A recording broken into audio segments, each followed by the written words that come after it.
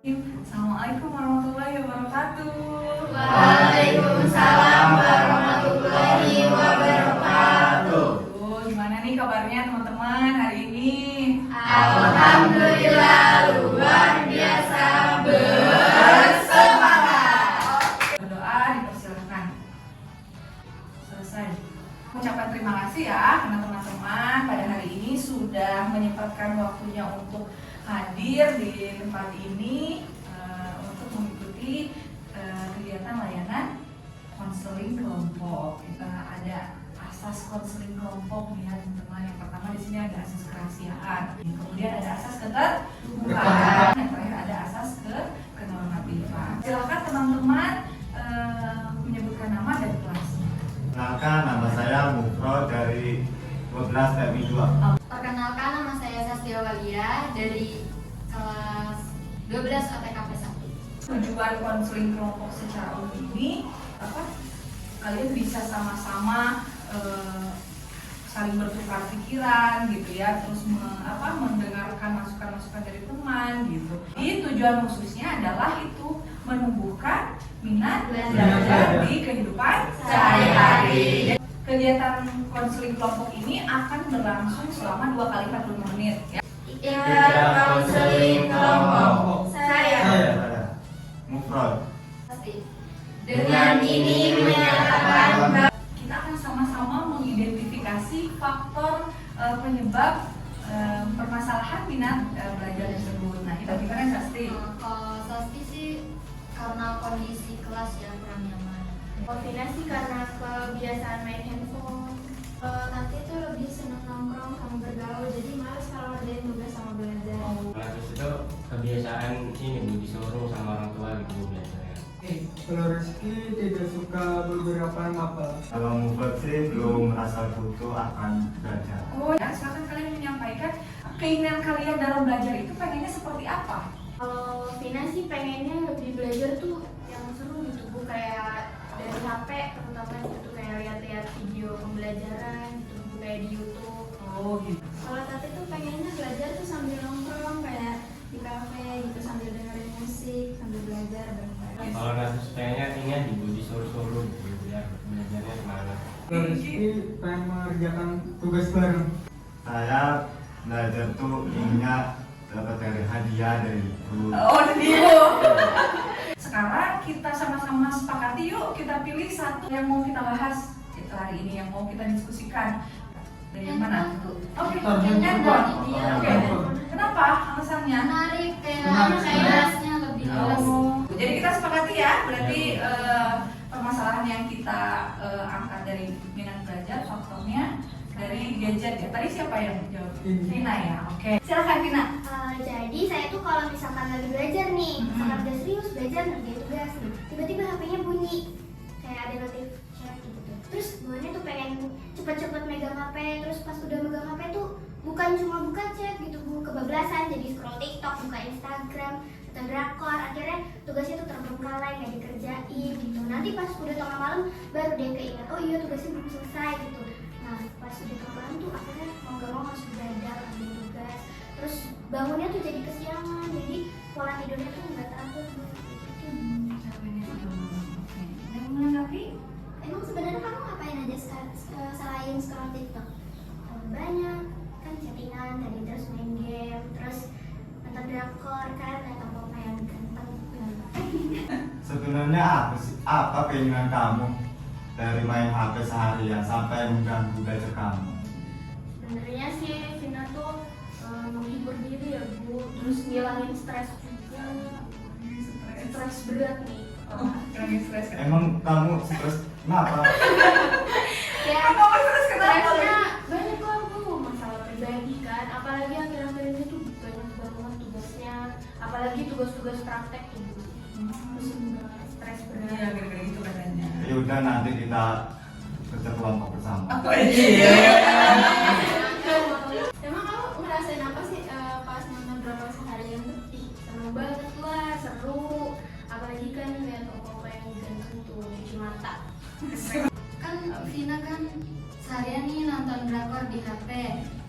Tugasnya emang kayak gimana? Terus Vinanya masih senang gitu tugasnya nggak dikerjain?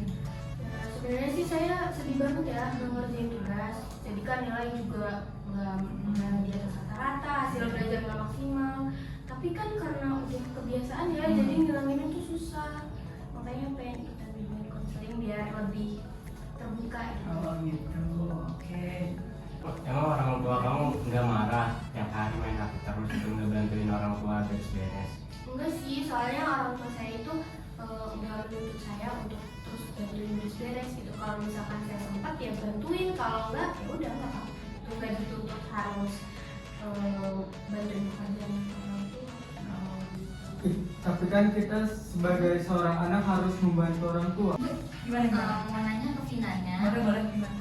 gimana pola belajar Vina selama ini? Kalau Vina sih belajarnya ya, kalau ada tugas ya dikerjain, kalau enggak ya enggak. Terus itu juga ngerjain tugasnya kalau nonton drakor udah selesai baru dia ngerjain tugas. Kalian ibu kasih kesempatan ya untuk menyampaikan sebetulnya memang pola belajar kalian sekarang tuh kayak gimana biasanya? Tati, boleh gimana Tati? Terus kalau misalkan ada tugas tuh ngerjainnya pasti balik nongkrong. Kayak misalkan balik nongkrong jam 9 berarti jam 9 nanti segala baru ngerjain tugas sampai Sekolah katanya. Terus nanti gimana? Kalau biasanya diingetin sama orang tua gitu belajarnya. Menurut kalian harusnya pola itu kayak gimana supaya nilai Vina meningkat bagus? kalau menurut Tati sendiri ya, kita itu bisa belajar bareng, terus kayak nonton video edukasi, Ya. terus kita bikin jadwal buat belajar, jadi terstruktur gitu. Kalau misalkan nggak terjadwal kan kayak males duluan gitu mau belajar, jadi ntar akhirnya nggak belajar. Oh gitu. Mempunyai tekad di diri sendiri kayak oh iya udah janji ke diri sendiri oh iya ituin mapel pelajaran Iya. gitu. Itu katanya tadi masukan dari teman-temannya. Nah ini sekarang ibu ada tayangan video teman-teman. Ada tips untuk menumbuhkan minat belajar. Sama-sama saksikan videonya ya teman-teman ya. Supaya kita punya motivasi ini. Dari apa yang tadi kalian saksikan, apa aja sih itu yang ada di dalam sana yang mau menyampaikan? Kita tuh harus Gimana? munculin apa namanya, motivasi belajar itu dari motivasi intrinsik, Oke, jadi ada dua ya, intrinsik dan ekstrinsik. ekstrinsik. Kalau intrinsik itu apa? Yang dari dalam kita sendiri, Dari dalam. kayak belajarnya tuh seru gitu. Oke. Kita kayak nyelesain soal-soal yang sulit tuh bikin nagih. Oke, yang ekstrinsiknya tadi gimana? Ekstrinsik itu paksaan dari orang lain. Oh, jadi mau nggak mau harus ada Iya. paksaan dari orang lain. Sekarang ini ada lembar kerja yang harus kalian isi teman-teman. Ya nanti silahkan di sana menuliskan setiap harinya jadwal belajar yang akan kalian tulis itu seperti apa. Contohnya kayak gimana? Coba ada yang sudah mulai tergambar belum? Jadi aku Boleh baca buku, terus ngulangin materi. materi, apalagi? Apa? Tugas. Nulis tugas, oke. Ngerjain tugas, apalagi? PR. Mengerjakan PR dan ngerjain tugas, oke. Ada lagi? Les. Oke. Jawaban bimbingan belajar gitu ya, boleh ditulis sana. Jangan lupa apanya tadi sebelum ada keterangan ada apa dulu keterangan apa? Waktu. Gitu. Ini silakan kalian kerjakan di rumah KPD-nya. Besok kita akan lanjutkan ya di kegiatan konseling kelompok tahap 2-nya ya. Udah dikerjain teman-teman semua? Sudah. Oke. Harus ingat ya karena ini kan konseling kelompok. Ya. Jadi teman-teman diberi kebebasan untuk memberikan pertanyaan, memberikan masukan. Paham ya teman-teman ya? Paham. Biasa itu di hari Senin jam 5 sampai sesudah sholat kan jam 5 sampai jam 6:15 membaca materi untuk mapel hari ini. Kayak contoh Boleh deh Bu. Boleh gimana? Itu hari Kamis kamu malamnya ada belajar? Enggak, karena biar istirahat semalam. Oh, Oke, silakan Vina. Jadi di hari Senin itu jam 4.30 sampai jam 5 membaca materi untuk persiapan sekolah buat siangnya. Teman-teman silakan ada yang menanggapi dari apa yang Vina sampaikan? Nah, ya, kamu kalau misalkan main HP terus diatur nggak jam dengan HP-nya?